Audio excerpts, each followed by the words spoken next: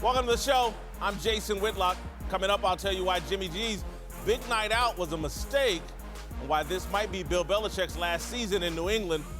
But we begin today in the NFL with the joint announcement by the league and the NFL Players Association that has suspended all national anthem rules until further notice. The two sides said in a statement, the NFL and the NFLPA, through recent discussions, have been working on a resolution to the anthem issue. In order to allow this constructive dialogue to continue, we have come to a standstill agreement on the NFL's PA's grievance and on the NFL's anthem policy. No new rules relating to the anthem will be issued or enforced over the next several weeks while these confidential discussions are ongoing. All right, there's a disease ravaging this country. It's called toxic stupidity. It's caused by Twitter and Facebook. Social media is the primary reason a group of 31 billionaire owners and 1,700 millionaire players have been fighting about the national anthem for 2 years. 2 years.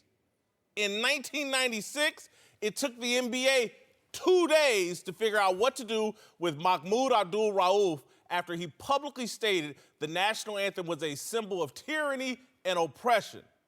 The NBA suspended Rauf until he agreed to stand, and the league hasn't had a problem since. But that was before social media amplified and normalized toxic stupidity. Now everyone with a laptop or a smartphone is a thought leader and public intellectual, and the tech gurus in Silicon Valley can use the platforms they created to instill San Francisco radicalism across the country. The NFL, the most powerful force in pop culture, and the #1 TV show on 5 different networks, is in the Silicon Valley crosshairs. The league that rode to prominence on uber patriotism is being forced to bow to revolutionaries. So what's the solution? It hasn't changed from 1996. The cure for toxic stupidity is still common sense. You can't negotiate with toxic stupidity. The NFL tried that months ago and gave Malcolm Jenkins Players Coalition nearly $100 million to fund community-based work. That was supposed to solve the national anthem controversy. It didn't. It inspired a second shakedown. Now DeMaurice Smith and the NFLPA want their bite of the apple. A year or two from now, there will be a third and fourth shakedown. The common sense cure is a hard and fast rule. The NFL should impose something simple. You protest during the national anthem, you're immediately suspended for that game. Let Jarrell Casey and all the wannabe kneelers pay that fine. That's how you end this controversy. All right, joining me now, 3 former NFL players. James Harrison just came off the field this year. T.J. Houshmandzadeh, former Pro Bowler, and Bucky Brooks, former player and scout. I really think there's a simple solution here, and it will cause instant controversy for a week or two, and then it'll go away. You kneel, you protest, you don't play that game. End of controversy. Let me give you an instant problem to your instant solution. Yeah. Team's out of it. The whole team says, you know what, we're going to kneel. Nobody plays the game, you refund. Nobody gets paid. So you just refund. That would never happen because now you got to refund tickets. It's too much. Players really going to give up a game check. A whole team's going to give up a game check. You never know. If guys get together, it will because we're going to call your bluff now. Cancel the game. We'll cancel the game. Now what happens? Over not being able to kneel during the national anthem. It's not about the kneeling. That's the thing. Like it's come down to it's the national anthem protest. It's the national anthem issue. It's not a national anthem issue. It's social injustice issue. So what you have to do is change the name and get that off the board about the anthem issue. That's what we don't need. We need social injustice awareness. Okay. That's what it's all about. And you're saying, I understand you're saying right there is not the time to do it, okay? No, right there is the time to do it because it brings awareness to it. Like you said, they may have gave all this money to whoever they gave the money to raise all this awareness somewhere else, and it's not getting any airplay. But you go and do it right there on that stage, now it's getting airplay. Who started this social injustice protest? The 49ers, Kaepernick, Reed, and those guys. Exactly. But then the Players Coalition is Malcolm Jenkins. Why? the guys that actually started this, they have no they have no say-so on what goes on, where the money goes. And so to me, that's problem number one. You get Malcolm Jenkins, Alquan Bolden, if I'm not mistaken, but Kaepernick, Eric Reid, those guys that actually started this, they have no say-so on what's going on. That's wrong right there within itself. I think the big thing is at some point, we have to be able to move past this. You talk about offering up a solution. At some point, we have to be able to get it away from that, whatever the protest is, and get it back to the game, because it has hung over the game's head for the past 2 years. They politicized it. The president has made it a bigger issue than it needs to be. At some point, the players and the owners have to get together, come up with a solution that puts it on the back burner. It has been too long to have so many people taking attacks at the NFL. James, I want to go back to your point of it's somehow the media's fault, our fault for saying it's a national. It's not, James, because look, if they wanted the issue to just be talked about, the police and social injustice, you protest at City Hall or police headquarters as NFL players, everybody will talk about that issue. If you do it right before kickoff in an NFL stadium during the national anthem, people are going to talk about the national anthem. So when are they supposed to do it? Because you working all this time during the season. You like 8 months of season work. You're from 6 to 6. They're closed after 6 o'clock, right? We just go down there and stand there and just. Don't y'all get Tuesdays off? Don't y'all have victory Mondays? But it's the publicity of doing it during the game, the eyes that are watching the game. That's what they're going for. This all got construed by the president as it's a disrespect to the troops. Who's the person that told Colin Kaepernick to kneel instead of sit on the bench? James. Who is it? Tell me who was. I know it was Nate Boyer. I get all that. I get all that. As a sign of what? James. As a sign of what? Respect. James, you're married, correct? No, I'm not. You used to be married. No, I haven't. I'm married. I'm married. He's about you and your family. You've been in a relationship. Yes. You've been in a relationship. Yes. So when you get in an argument, there's certain times where if you want to address a certain issue, there's times that are better than other times if you want to be heard. And so, again, if your wife or significant other is right in the middle of doing something that she deems as highly important, and then you say, you know what, baby, I want to talk about our credit card bill right now. She's like, is that highly important to you at that time? Then we go talk about it then. I don't see an issue in the with middle of something she deems important and doesn't want to talk about credit card debt at this time. The argument, you may have a legitimate point, but the argument goes nowhere. Can't you see I'm in the middle of taking care of this baby? No, I can't see. I got $15,000 worth of credit card debt right here on here, and I'm trying to figure out where it's coming from. And that's your perspective. Okay. But if you want progress, if you want the other side to engage with you and see what you're talking about, you're going to have to find a time when they're open to doing that. Football fans, they sit down on Sunday. You haven't been a football fan in a long time. You've been a football player. They sit down on Sundays like, let's play some football. People in the stands, they just want football. You're trying to do something when they're not ready, don't want to hear it. It doesn't affect the game, though. It doesn't affect the game. You're going to still get a great quality game. You're going to enjoy it. It does not affect the game. But if you can't be heard, what's the point?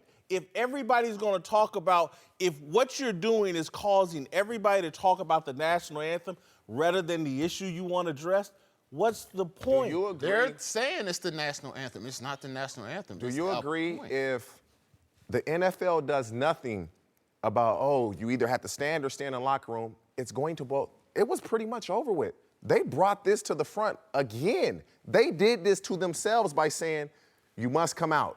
Or you must stay in the locker room. When you come out, you can't kneel. If not, stand. They gave them two options. They gave them too many options. They shouldn't have done any of that. When you're dealing with children, you got to take options off the table and just give them what's best for them. Give them the vegetables. Because, again, at the end of the day, when you play the game the way y'all played it, and particularly this dude, it's about getting as much money out of this game as you can.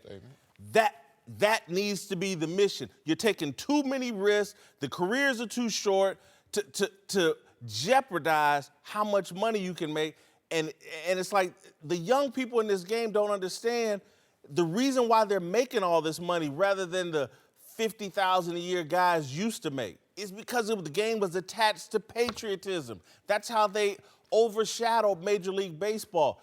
What they're doing is just off-brand and costing them money. I think what you can do, taking a little cue from what Malcolm Jenkins did when he did the silent protest during the media time. I think you have to find inside the locker room. Inside the after locker the room. game. I think you have to find alternative means of being able to get your message across. Right now, anything that you do during the national anthem is going to be clouded. It's going to detract from what your message is. You have to find creative solutions to be able to get your voice out, to be able to shed light on the causes that you deem to be very, very important. You know what you do? To me, you have this money, get it back into the community now. Get it back into the community and exact real change.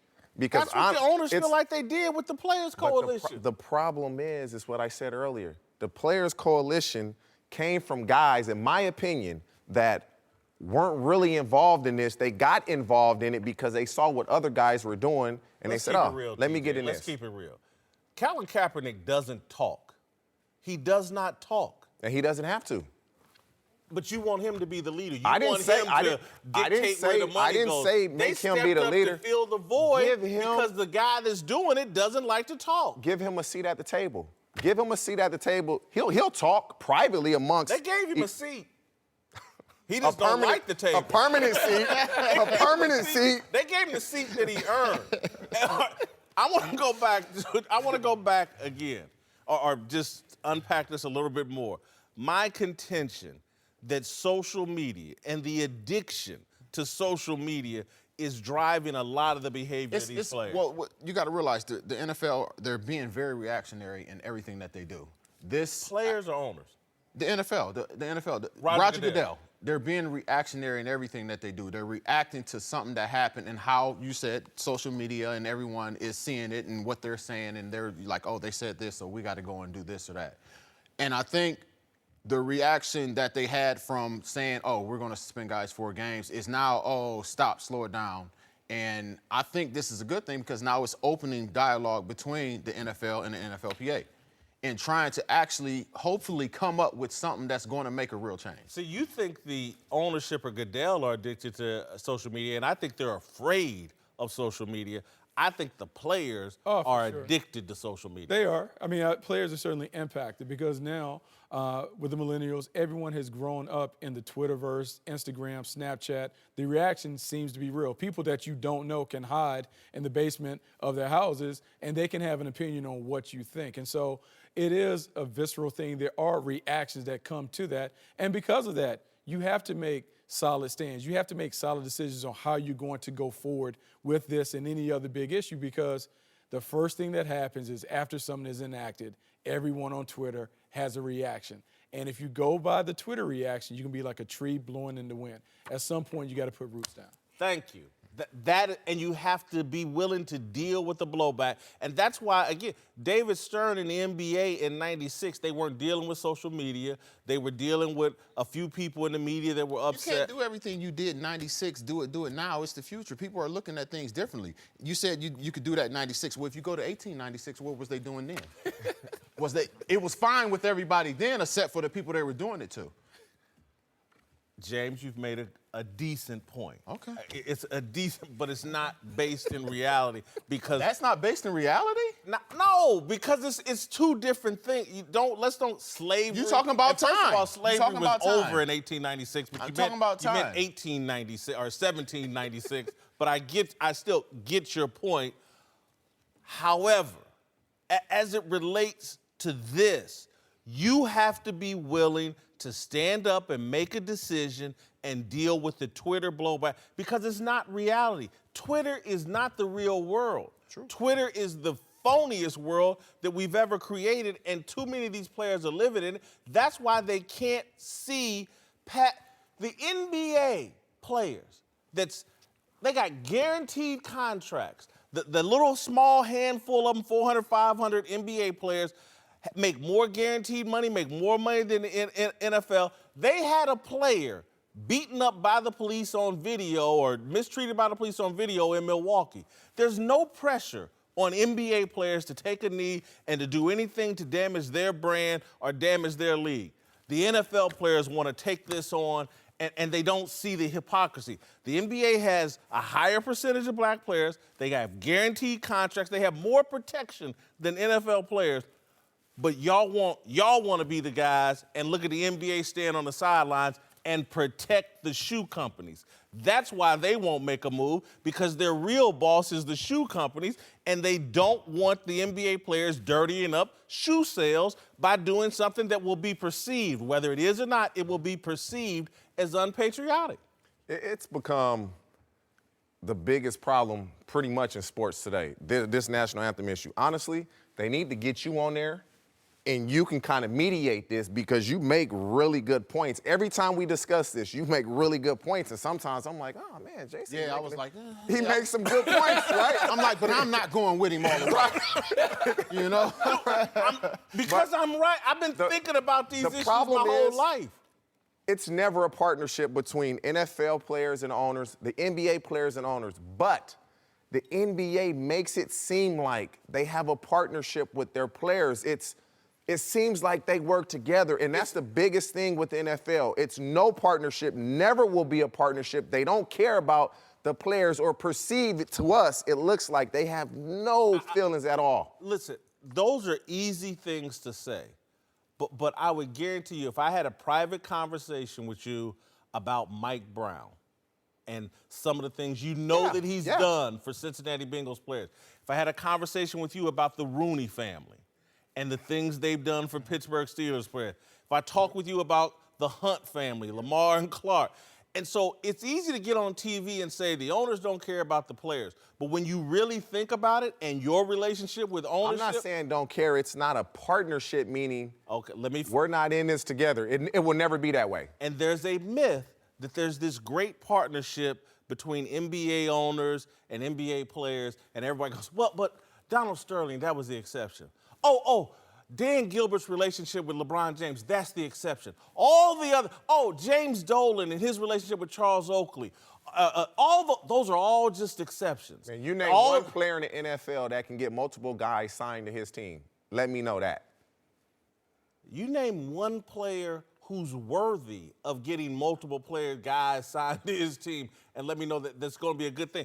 The other 52 guys in the locker room be like, we ain't signing all this dude's boys and friends. So that's a silly standard. And again, if you deal in reality, NBA players do not have a better relationship with ownership than NFL players. It's a myth and it's a lie that's spread over social media and repeated on TV. The reality is, NBA players make far more money. LeBron James will make 20 times more money from Nike than he will from any NBA owner. Same goes for Kevin Durant, Steph Curry. The shoe companies are calling the shots on these guys. That's why they're not even remotely pretending like they're going to do something during the national anthem, because the shoe companies know it's bad business. And so the NBA players sit up and pretend like, we're so black and we're Malcolm X and it's all a game. And they need to get the shoe companies in the NFL then. Y'all don't sell shoes like that. And so y'all cutting the NBA players some slack and taking on something that no one else is doing. Nobody else. They're not asking me on this job, protest, do something, make a gesture. Nobody, and all the people on the sideline clapping while y'all keep burning up your money. That's great, blah, blah, blah. They're not doing it on their jobs either. They're pretending. They're putting on an act for social media. We got to stop it. All right, welcome back. James Harrison, Bucky Brooks, and TJ Houshmandzadeh are back. Let's return to the NFL, which joined with the NFLPA yesterday to put a freeze on the league's new national anthem policy announced back in May. But that decision appeared to be in response to the reaction after the Miami Dolphins put out an anthem conduct policy for their players, including punishments of up to 4 games for violating the policy. Not surprisingly, social media erupted in outrage, including former Dolphin Reggie Bush, who said, quote, so you can take steroids or peacefully protest police brutality and murders against unarmed minorities and get the same suspension? What are you doing, Stephen Ross? This is not the answer. Today, the Dolphins owner responded to the outrage, saying, quote, or releasing a statement, I am passionate about the social justice, and through the Miami Dolphins and creation of RISE, will continue to use the unifying power of sports to improve race relations and drive social progress. All right, I think the NFL and Stephen Ross are being a bit unfairly targeted here. I think we have this perception out there that if you're against kneeling, that means you're racist or you're against the cause. This man, through the funding of that RISE program and the backing of Miami Dolphins players, is sponsoring real work in the community, and he feels like he's doing his part. And he's beyond, again, I'm just gonna say it and it'll be politically incorrect, but it's like, white people aren't into gestures. They're into actions. And so he's like, we're taking real action. And he's a little frustrated because the players are caught up in gestures and no one seems to be responding to his actions. And so I think it's an unfair standard that if somehow you're against the kneeling, somehow you get smeared as racist. I think him putting out this statement today, however, and saying, oh, it was just a clerical error or whatever, is probably a little CYA. But I just don't have a problem with Stephen Ross, and I think he's being unfairly smeared. You know, like I said in the last segment, the more I hear you talk about this, you've kind of swayed me somewhat, not completely. What I will say is this, is with the Dolphins situation, is Stephen Ross, you're the owner of the Dolphins. If you feel it should be X, Y, and Z, then let it be X, Y, and Z. Don't flip-flop and change because you get backlash from the public that you did not expect. If you feel anybody in your team is going to kneel and you want to give them the consequences, then give them the consequences. If you're going to suspend them a game or two, suspend them a game or two. Don't let the public backlash make you backtrack and say, oh, the NFL asked us for a statement. Now I'm going to retract everything that I said. If he's out there in the community trying to exact change, kudos to him. It's what you said, though. That's so true. White people are about actions, and us, we just going to talk. I think it's come down to everybody wants you to pick one side or the other. You can't be on this side and understand the other side. And in today's society, we've come to, if you're with this, then you got to be against that. And I don't think that's necessarily true in everything that you do. So his reaction to, like you said, this is just a reaction from how everyone It's turned into almost like it's a white people thing, it's a black people thing, and it shouldn't be the case. It's turned in, they trying to turn it into a racial thing where all black people believe in this and all white people believe in that. And I don't believe that's, and that's not the case, and that's the biggest problem. Well, this is obviously what you talked about. This is a reaction to the social media storm that came after he levied the thing or they submitted the paperwork to the NFL. I think if you really look at Stephen Ross and what he's trying to do with the Miami Dolphins, they are one of the more active teams in the community. You look at what their players are doing, the support that the organization has gone behind it, it's unprecedented. They have 100% of their players registered to vote. So when you talk about real action, that's real action to enact change. So whatever it is that Stephen Ross is trying to accomplish with the national anthem policy, I would say his actions suggest that he supports his players and he wants them to be the best that they can be on and off the field. Since it's just us brothers, I'm going to get the conversation a little bit more real. What drives me crazy as I watch the NFL and athletes deal with this issue, everything seems to be emotionally driven. Nothing seems to be logic. And I just sit there as men. How did we get so emotional that everything it's young guys. You got to realize it's young guys, and you've been emotional your whole career. Even when I was in Pittsburgh and we decided after Trump had said whatever he said, everybody felt like they had to do something, and we thought we were doing the right thing by, we're going to just stay in the tunnel, and we're going to pull ourselves away from it. And things got clustered. You had coaches outstanding. You had, one of our players, he was outstanding. And then it looked like the rest of the team just left all these other people out to dry. So, I don't know. It's something that really, I think it has to be done all together. You know what I'm saying? I really hope that they could sit down, NFLPA, the NFL, and figure out these next few weeks what it's going to be, what it will be, so that we're not having this discussion anymore. It's not, oh, what is this player gonna do? What is this team gonna do? Let's enact the rule, and it is what it is. It's not gonna satisfy everybody, but it's the rule we're gonna go by. They could do that. Roger Goodell, the NFL, they can do that. They have the power to do that.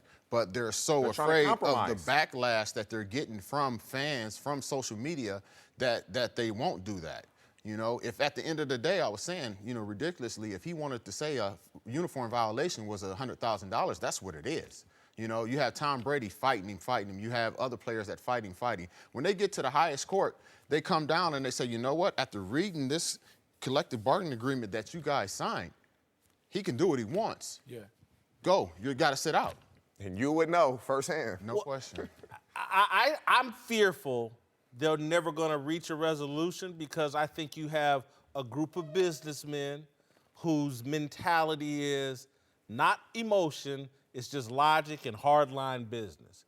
And they're dealing with a group of players and a head of a PA, DeMaurice Smith, who are worried about an emotional and how's this going to play? How am I going to look in social media? How am I going to look in the media? Am I going to be called a sellout if we agree to some deal that doesn't allow our players to dirty up our business? And so you got emotion versus business and logic, and I just don't see a great solution. You're right, because if you listen to the Twitter crowd and you try to appease them, you will never be right. At some point, the players and ownership have to reach a common ground. Whatever that ground is, they have to make a decision because this cannot continue to be on the front page. It has to go to the back page so we can focus on the game and not all the other stuff around the game.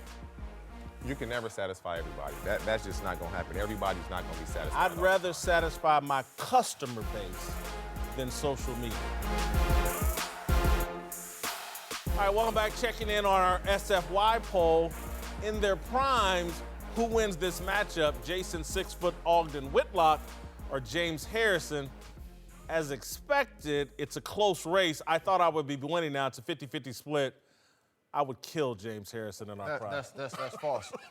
I saw it when it was like 90-10, and then all of a sudden you told me you had to go to your room and things started. Yeah, I told my followers to make sure I did not lose that. All right, let's return to the NFL and talk some Jimmy Garoppolo, who is putting his good looks, fame, and massive new contract to use. I don't know if it's good use.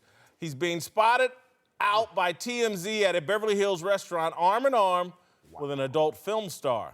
The very public date has prompted a lot of reaction, including from the 49ers six-time Pro Bowl offensive lineman Joe Staley, who chimed in with a since-deleted tweet saying, quote, "I've been great protection for 49ers QBs throughout the years. Hope our new quarterback, Jim doesn't need much, but if he does, I'll be at the ready. Hashtag Jim is a great decision maker." I think that's some sarcasm here by Joe Staley. Jim is not a great decision maker, and a lot of this conversation can be funny and we can laugh, but I really think if I'm the 49ers, I'm concerned. Well, I know what he was thinking, but I don't know what he was thinking. You know what I'm saying? That's something that you know, I think he's gonna have to answer for, not just, you know, with coaches. I mean, when you get back into the locker room and camp starts, it's gonna be some questions to ask about that. It's not quarterback etiquette, number one. Quarterbacks, they don't do those type of things. You're not gonna date or porn. It's just something that you don't go out in public. In public, you keep Netflix and chill. That's what the youngsters call it now. So that's what he should have done. But it's stretch line in the locker room. Guys are going to kill him over this because it's just, you nice looking, you young, and you rich, and this is what you do. Wow. No, I think from a franchise perspective, I think you always have to remember the quarterback is the face of the franchise. So he potentially could be tarnishing the brand in some way. And so when you think about, we don't see Peyton Manning, we don't see Matt Ryan, we don't see quarterbacks that are public figures that are expected to be outside of the head coach, the most important player on the squad. You just typically don't see quarterbacks engage in this kind of behavior. And I'm not necessarily condoning it, but as your quarterback, he's held to a higher standard. He has to be careful when he's out in public and who he engages with. Again, we can laugh and joke it off, but I think it's a serious issue, and I'm not passing any judgment. There's definitely some shadiness in my past, and maybe in my present. But Future? Yes. But seriously, Bill Belichick may be laughing right now and say, y'all had 5 games and a couple of extra weeks, and then you just handed this dude a bunch of money. And because again, when you are out publicly dating a porn star she doesn't have a toe in the game. She's knee deep in the game. She is the game. If you go look her up on Instagram, she's all the way in the game in every way possible. And that means that raises a red flag as an organization. Well, hold on. Drugs in the porn industry are like peanut butter and jelly. The criminal mafia element, peanut butter and jelly in the porn industry. And this is who you're out in public with. There's a lot of drama and baggage in her life that he's allowing into his life. Her friends, her associates, her lifestyle could impact. When I see him out in Beverly, I was like, I wonder how much sleep he's getting. I wonder, seriously, it's like, is he off into all the same things that she's off into? Those would raise red flags for me as an organization. It's just odd that you would see a starting NFL quarterback of his stature now, because of his contract, you can date whoever you want. But it's just shocking because you don't see this. Quarterbacks, you're not supposed to do these types of things, and it's just a shocker. And it's what you said, it's not funny, but it questions if this is the type of decisions you are making in your personal life, it makes you question them. You have to have a conversation. When he gets back to San Francisco, you have to at least have a conversation. You have to let him know, look, you're Jimmy Garoppolo. We just handed you a ton of money. You're representing the franchise every time you step out the door. So be careful with who you engage with because it's a reflection on the brand. And so that's something that's very real. It's something that has to be addressed. You remember, we'd be playing, guys would be in the locker room with the Smooth magazine and say, hey, call the agent and be like, hey, get the February issue of Smooth magazine, contact her agent, I want to fly her in. Now it's just, you just get on Instagram and shoot them a message, and voila, there it is. And that's the biggest problem. It's so immediate. The access is too immediate. Social media. Look, money liberates you. And when you get that large sum of money, it's like, oh, I get to be who I really am. Mm-hmm. And they just gave Jimmy G that kind of money. And then when you throw on top of it, he's out in San Francisco, one of the most liberal places on the planet. Anything and everything goes.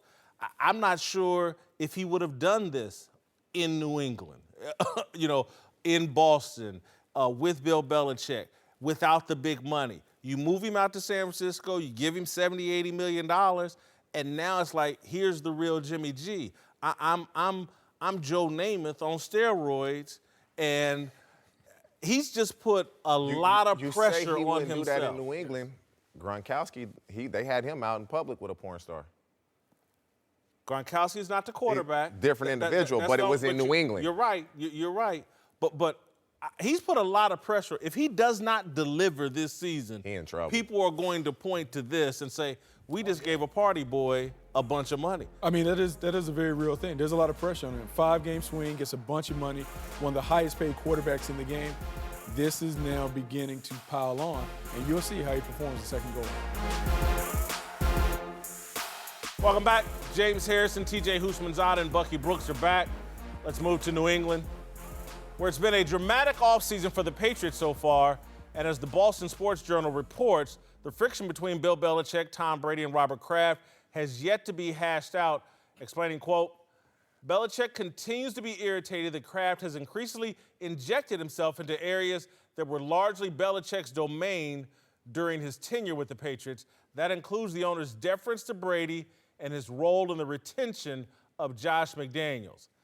I've been on this topic the entire offseason. I think there's a problem in New England. Mostly we focused on Belichick and Brady, but I think there is an issue. Greg Bedard, who wrote this story, is an authority on the New England Patriots. There's an issue between Belichick and Robert Kraft. Belichick hiring Josh McDaniels as coach in waiting or on the staff as coach in waiting, when he turned down that Indianapolis job, that was a red flag to me. This, to me, feels like Belichick's last year in New England. Robert Kraft's the owner. He can do what he wants to do. That's the ultimate bottom line. Belichick answers to Kraft. The problem is Kraft is giving Belichick the leeway to do what he wants as if it's his team. And now that Kraft has interjected himself in saying, okay, McDaniel's going to be the coach waiting. Okay, we're going to trade Garoppolo. Belichick is like, what? When have you ever done this? I pretty much get to run the show. I do what I want to do. And so now that Kraft is saying, no, you can't. This is my team. he's feeling some type of way about it. Yeah, I think he is feeling some type of way. But to speak to the friction, I think the friction really has existed from the Super Bowl. You go back and you do all the things that you're asked to do, and James obviously knows, to sacrifice, to give of yourself, to check your ego and do all those things. When you lose, it is harder to look at the guy the same way, particularly when there hasn't been the conversation about whatever took place in the Super Bowl. I think we are beginning to see some of the cracks in the foundation of the New England Patriots and the foundation that has made them perennial champions. I don't feel like his tenure will end. I think his tenure will end when he decides he wants it to end.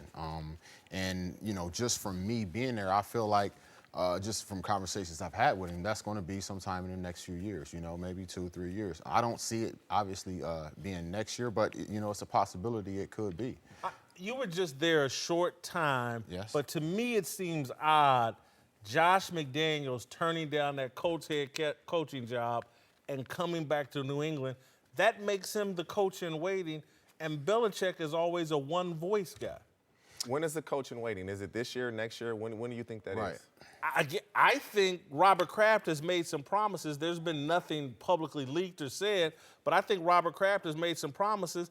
I think it's one more year. That's why Belichick isn't addressing anything. If that happens, Josh McDaniel takes over. Tom Brady will prove that Belichick is not the reason he's winning. Tom Brady will play one more year. He can't prove that.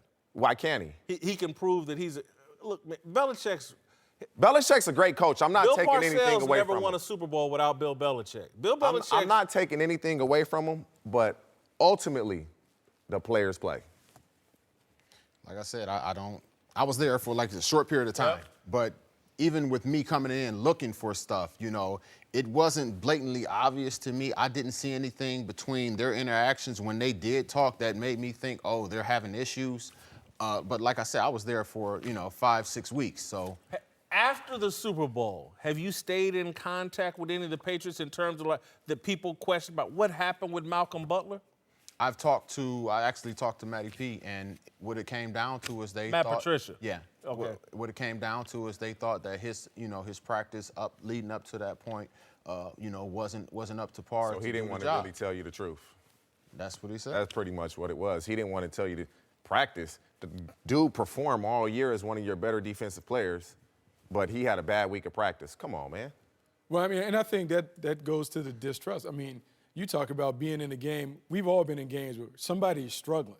And when that person is struggling, players would go to the coach and say, Coach, we got to get him out. And so the fact that Malcolm Butler is healthy and available, and at no point did they put him in, it's hard to look at Bill Belichick the same way when you're a player because he cost somebody a ring. And you stopped giving Alex Guerrero access. You stopped giving Dr. G access. He has access, dude. I've seen him. No. I've seen him walk through there. I know for I've seen this dude walk through there. He may not have access that he once to had. other I know players that for a fact. As far as doing other things that he do, but he walks through that locker room. But he gets what he needs out of that training room. He wasn't given the access that he once had was taken away, and I know that for a fact. Some things were taken away. I couldn't tell you what they were because I know what access he did have while I was there, and I was expecting not to see this person at all. Did he work on you? No. Man, I got my own method. And when you got that big money, that's expected. I want to stay here, though, on Alex Guerrero for a minute. Is that different than any individual trainer you saw in Pittsburgh having access in the locker room or to individual players in Pittsburgh? That's a big difference. They got their own thing there. I haven't had any actual outside people that were coming in that they didn't have approved to work on the whole team, and it wasn't just just one individual. So the Alex Guerrero situation wouldn't have happened in Pittsburgh. I don't know. It depends. How. He's been with him forever. The man's 40 years old. He's still playing at the top of the game. He's rated the number one player in If the Big league. Ben wanted to have his own personal trainer, the Steelers probably would have allowed it.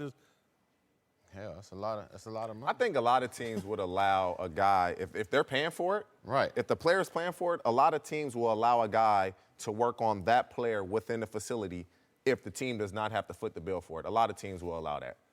And you, knowing Alex Guerrero, you've known him as long as anybody, you think his access being cut off bothered Tom Brady? I believe and it bothered did. Alex Guerrero? I wouldn't say it bothered Alex. but I know it bothered Brady. It had to, because this is a guy that is keeping me healthy. That's not only me, guys on the team. Gronkowski, Wes Welker when he was there, Amendola, Julian Edelman, they're all going to see this guy. He really knows what he's doing. So it had to bother Tom. It had to. Is that you have a guy that is not in your training staff, that is not, you know, the actual head trainer, and you got somebody else coming in from the outside, and they're saying, hey, now they're seeing other players besides Tom, and they're saying, I want you to do this and do that. Well, it's the total opposite of what the trainer is telling them to do, but it's something that's going to help them. What you need to realize is training staffs in the NFL are so far behind as far as their upkeep of what they need to do to have these guys healthy. Ice and stem. Ice and stem, that's all they do, ice and stem. You come in here, you break your hand, let's ice and stem. You pull a muscle, let's ice and stem. Ice and and that's stem. not the protocol for everything. Things have changed. They have technology. They have studies that show it's different ways of doing things, and we're so far behind. But I think the one thing about that, if you talk about the Patriots being a one-voice operation, that goes counter to that culture of Belichick and the staff and everyone kind of controlling it. You can see where there could be some friction created by Tom Brady maybe going over top of Belichick to be able to get Alex Guerrero in the building and having access that other guys And as you get older, and Brady's been there so long, you kind of just get tired of the guy just on your neck all the time. Like, bro, let me breathe sometimes. I'm going to defend, we'll wrap here, but I'm going to defend NFL teams in this regard. I guarantee you that one of the reasons their training staffs are ice and stem and very primitive and basic is trying to protect themselves from a potential lawsuit. If you do some of the cutting edge things that maybe an Alex Guerrero does and it doesn't work, next thing you know, you're involved in some sort of lawsuit. And so they keep it very simple as a protection. That may be why I think they're that should so be behind. liable for neglect, because now you're not giving me the proper treatment I need to recover. And see, the thing with Alex is, like, I think people perceive him to be this witch doctor. All he's doing is working your muscles. He doesn't have all these different contraptions and machines. He's just working on you, just him. He doesn't have these different machines that he has you using at all.